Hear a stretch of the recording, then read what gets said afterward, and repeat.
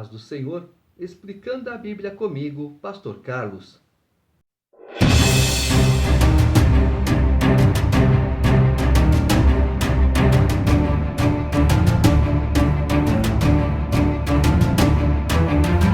Atos capítulo 15. Alguns indivíduos que desceram da Judéia ensinavam aos irmãos: se não vos circuncidardes, segundo o costume de Moisés, não podeis ser salvos. Tendo havido da parte de Paulo e Barnabé contenda e não pequena discussão com eles, resolveram que esses dois e alguns outros dentre eles subissem a Jerusalém aos apóstolos e presbíteros com respeito a esta questão. Enviados, pois, e até certo ponto acompanhados pela igreja, atravessaram as províncias da Fenícia e Samaria, e, narrando a conversão dos gentios, causaram grande alegria a todos os irmãos. Tendo eles chegado a Jerusalém, foram bem recebidos pela igreja, pelos apóstolos e pelos presbíteros, e relataram tudo o que Deus fizera com eles. Insurgiram-se, entretanto, alguns da seita dos fariseus, que haviam crido, dizendo: é necessário circuncidá-los e determinar-lhes que observem a lei de Moisés. Quando Deus, então, determina a circuncisão, era para duas coisas. A primeira seria uma aliança com Deus. A segunda era uma questão de higiene, porque naquela época não tinha sabonete, não tinha um sabão, não tinha uma esponja, não tinha algo apropriado para uma higiene completa, digamos assim, perfeita até. Então a circuncisão era que, no caso da relação sexual, não houvesse uma contaminação por algum germe, bactéria, etc. Tal. Então foi exatamente para isso. E Deus falou que circuncidai-vos ao 8º dia, tá certo? A ciência, há mais ou menos 70 anos atrás, descobriu que ao 8º dia a cicatrização é mais rápida. E Deus já sabia. Então se reuniram os apóstolos e os presbíteros para examinar a questão. Havendo grande debate, Pedro tomou a palavra e lhes disse: irmãos, vós sabeis que, desde há muito, Deus me escolheu dentre vós para que, por meu intermédio, ouvissem os gentios a palavra do Evangelho e crescem. Ora, Deus, que conhece os corações, lhes deu testemunho, concedendo o Espírito Santo a eles, como também a nós nos concedera. E não estabeleceu distinção alguma entre nós e eles, purificando-lhes pela fé o coração. Agora, pois, por que tentais a Deus, pondo sobre a cerviz dos discípulos um jugo que nem nossos pais puderam suportar, nem nós? Mas cremos que fomos salvos pela graça do Senhor Jesus, como também aqueles o foram. Então nós vemos aqui que é uma espécie de seita. O que é seita? É um grupo de pessoas com ideias diferentes da maioria. Todas as igrejas, não importa denominação, acreditam na volta de Jesus. Mas algumas têm um costume que a maioria não tem.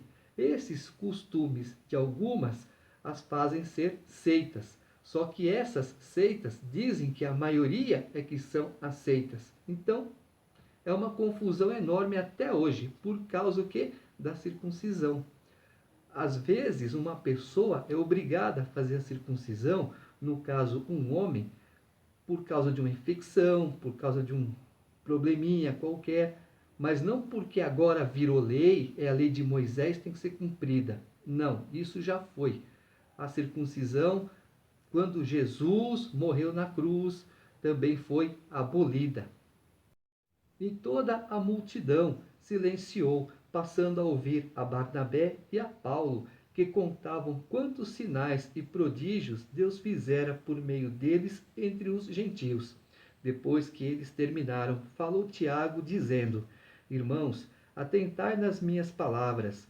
Expôs Simão como Deus, primeiramente, visitou os gentios, a fim de constituir dentre eles um povo para o seu nome. Conferem com isto as palavras dos profetas, como está escrito: cumpridas estas coisas, voltarei e reedificarei o tabernáculo caído de Davi, e, levantando-o de suas ruínas, restaurá-lo-ei, para que os demais homens busquem o Senhor, e também todos os gentios sobre os quais tem sido invocado o meu nome, diz o Senhor, que faz estas coisas conhecidas desde séculos. Pelo que, julgo eu, não devemos perturbar aqueles que, dentre os gentios, se convertem a Deus, mas escrever-lhes que se abstenham das contaminações dos ídolos, bem como das relações sexuais ilícitas, da carne de animais sufocados e do sangue. Porque Moisés tem em cada cidade, desde tempos antigos, os que o pregam nas sinagogas, onde é lido todos os sábados. O que ele está dizendo? Que as pessoas conhecem as leis, todo sábado leem, releem e tornam a ler novamente e não aprendem nada.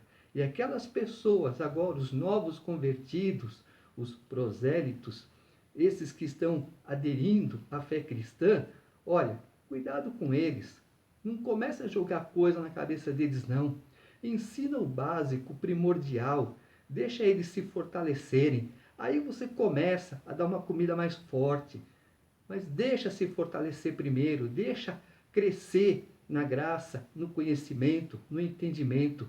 E aí depois você fala, ó, tem que agir assim, tem que agir assado, porque agora você conhece a lei, você conhece os mandamentos, você conhece o que Deus quer, como Deus é.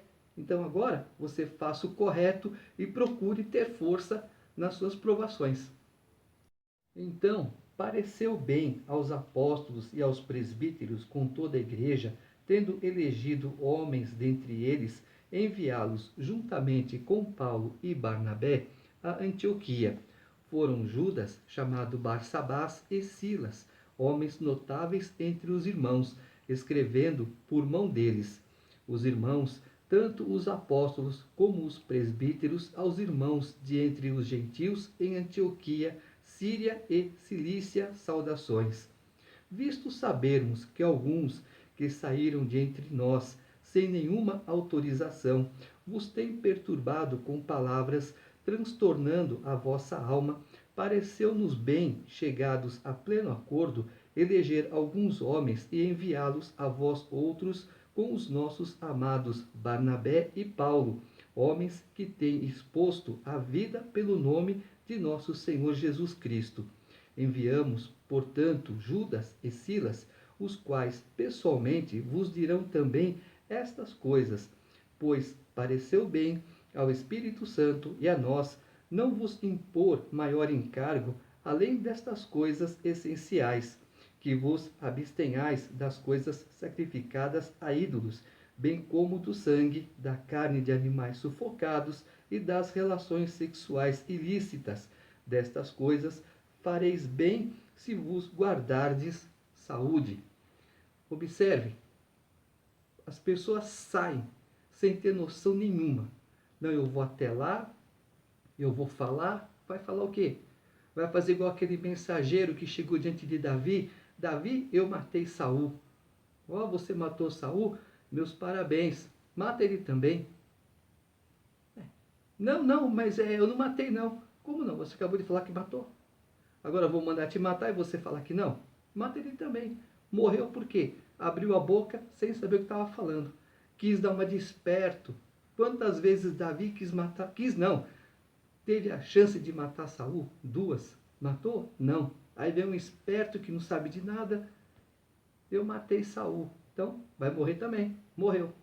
E essas pessoas que só porque conhecem um versículo da Bíblia se acham teólogos, aí sai falando um monte de coisa que sem nada a ver, induz um monte de pessoas ao erro, sai da igreja, arrasta a igreja inteira com eles. Em primeiro lugar, saiu da igreja por quê? Sem motivo. Em segundo lugar, arrastou a igreja por quê? Porque eu quero fazer afronta. E aquelas pessoas que foram, estão na direção de Deus? Não. Então, se vai na direção do homem, vai quebrar a cara, vai se esborrachar. É o que acontece aqui. Falei para vocês isso. Não façam isso. Agora eu vou ter que mandar meus discípulos, meus apóstolos, meus obreiros para lá, para dizer a mesma coisa. para vocês não terem relações sexuais ilícitas, ou seja, eu sou casado, no caso, aquela mulher é casada, eu vou ter uma relação com ela, isso é ilícito.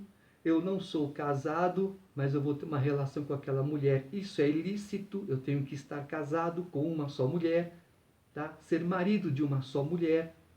Eu não posso comer certos alimentos porque faz mal. Eu não posso estar em certos lugares porque não me convém. Então, tudo isso agora eu tenho que observar. Só que agora eu tenho que ir lá falar para eles, porque eles estão sendo contaminados com mentiras, com falsidades. Os que foram enviados desceram logo para Antioquia e, tendo reunido a comunidade, entregaram a epístola. Quando a leram, sobremaneira se alegraram pelo conforto recebido. Judas e Silas, que eram também profetas, consolaram os irmãos com muitos conselhos e os fortaleceram. Tendo-se demorado ali algum tempo, os irmãos os deixaram voltar em paz aos que os enviaram, mas pareceu bem a Silas permanecer ali. Paulo e Barnabé demoraram-se em Antioquia, ensinando e pregando com muitos outros a palavra do Senhor. Alguns dias depois, disse Paulo a Barnabé: Voltemos agora para visitar os irmãos por todas as cidades nas quais anunciamos a palavra do Senhor, para ver como passam. E Barnabé queria levar também a João, chamado Marcos. Mas Paulo não achava justo levarem aquele que se afastara desde a Panfilha, não os acompanhando no trabalho. Houve entre eles tal desavença que vieram a separar-se. Então Barnabé, levando consigo a Marcos, navegou para Chipre, mas Paulo, tendo escolhido a Silas, partiu, encomendado pelos irmãos à graça do Senhor, e passou pela Síria e Cilícia, confirmando as igrejas.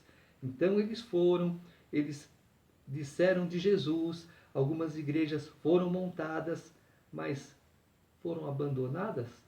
Não.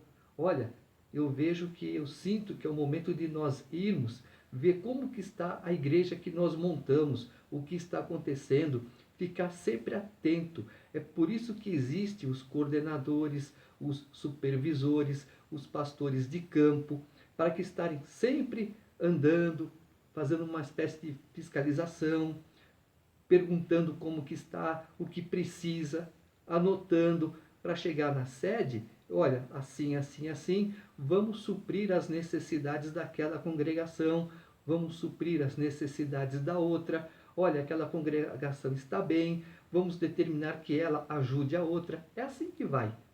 Quando aqueles barcos se uniram para ajudar o barco de Pedro, é uma igreja ajudando outra. O que existe hoje é concorrência. Eu abro uma igreja na rua de casa, 2 casas acima abre outra igreja, 2 casas acima mais uma igreja, 3 casas abaixo outra igreja, do lado da minha abre uma igreja. Vira o quê? Concorrência. Não é isso. A palavra de Deus não é concorrência, é ajuda. Ajuda para crescimento do reino de Deus. Capítulo 16. Chegou também a Derbe e a Listra. Havia ali um discípulo chamado Timóteo, filho de uma judia crente, mas de pai grego.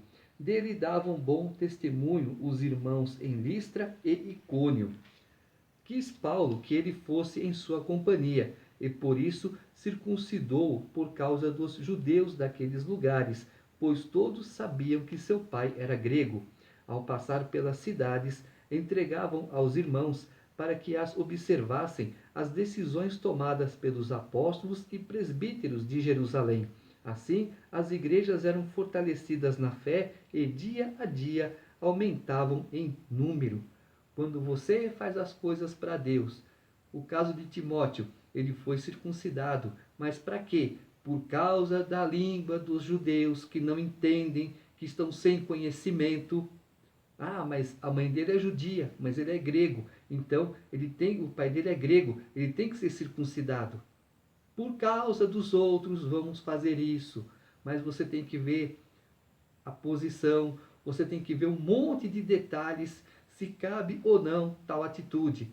Nesse caso, por causa da língua dos outros, vamos circuncidar Timóteo.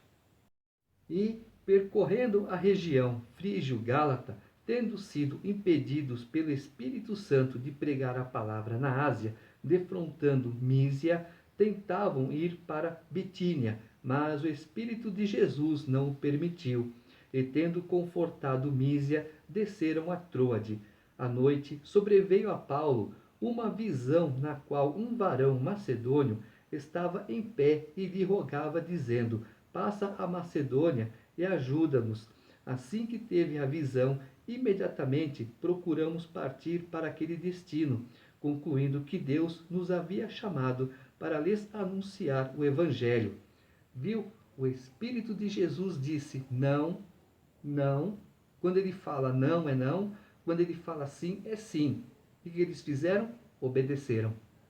Tendo, pois, navegado de Troade, seguimos em direitura a Samotrácia, no dia seguinte a Neápolis, e dali a Filipos, cidade da Macedônia, primeira do distrito e colônia. Nesta cidade permanecemos alguns dias.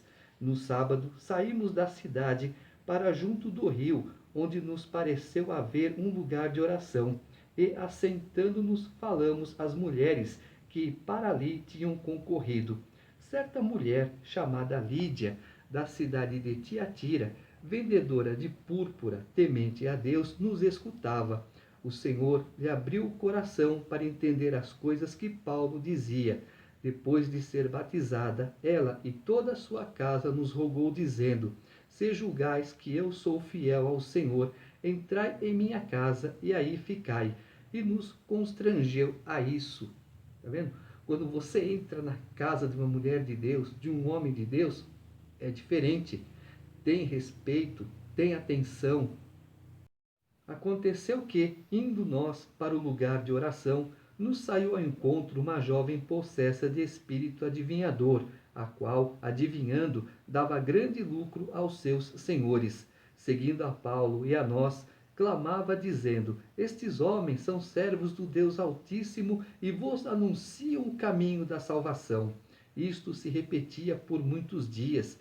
Então Paulo, já indignado, voltando-se, disse ao Espírito: em nome de Jesus Cristo eu te mando, retira-te dela. E ele, na mesma hora, saiu. Viu? Tem gente que recebe dons do Espírito Santo de Deus, abre uma portinha e começa a fazer consultas para ganhar dinheiro. Não é para ganhar dinheiro. O que o Espírito Santo te dá é em benefício da igreja dele, é para uso dele, não é para teu proveito. E você vê uma adivinhadora: olha, estes homens falam da salvação, escutem a eles. Ora, o espírito imundo falando da salvação, Paulo ficou indignado e repreendeu na hora. O que foi que Jesus disse? O espírito imundo se transforma em anjo de luz para, se possível, enganar os próprios escolhidos. Vendo os seus senhores que se lhes desfizera a esperança do lucro, agarrando em Paulo e Silas, os arrastaram para a praça, à presença das autoridades, e levando-os aos pretores, disseram: estes homens, sendo judeus, perturbam a nossa cidade, propagando costumes que não podemos receber nem praticar, porque somos romanos. Levantou-se a multidão unida contra eles, e os pretores, rasgando-lhes as vestes, mandaram açoitá-los com varas. E depois de lhes darem muitos açoites, os lançaram no cárcere, ordenando ao carcereiro que os guardasse com toda a segurança. Este, recebendo tal ordem, levou-os para o cárcere interior e lhes prendeu os pés no tronco. Por volta da meia-noite, Paulo e Silas oravam e cantavam louvores a Deus, e os demais companheiros de prisão escutavam. De repente, sobreveio tamanho terremoto que sacudiu os alicerces da prisão. Abriram-se todas as portas e soltaram-se as cadeias de todos. O carcereiro despertou do sono e, vendo abertas as portas do cárcere, puxando da espada, ia suicidar-se, supondo que os presos tivessem fugido. Mas Paulo bradou em alta voz: Não te faças nenhum mal, que todos aqui estamos. Então o carcereiro, tendo pedido uma luz, entrou precipitadamente e, trêmulo, prostrou-se diante de Paulo e Silas. Depois, trazendo-os para fora, disse: Senhores, que devo fazer para que seja salvo? Responderam-lhe: Crê no Senhor Jesus e serás salvo, tu e tua casa. E lhe pregaram a palavra de Deus e a todos os de sua casa.